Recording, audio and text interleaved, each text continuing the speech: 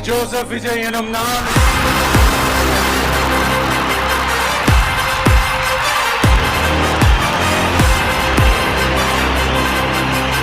சட்டப்படி அமைக்கப்பெற்ற இந்திய அரசியல் அமைப்பின்பால்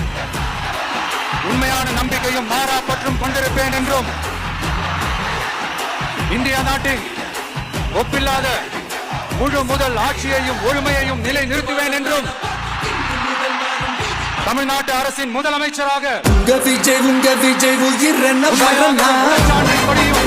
என் கடமைகளை நிறைவேற்றுவேன் என்றும் அரசியல் அமைப்பிற்கும் சட்டத்திற்கும் இணங்க அச்சமும் ஒருதலை சார்பும் இன்றி விருப்பு வெறுப்பை விலக்கி பலதரப்பட்ட மக்கள் அனைவருக்கும் நேர்மையானதை செய்வேன் என்றும் ஆண்டவன் மீது ஆணையிட்டு உறுதிமொழிகிறேன்.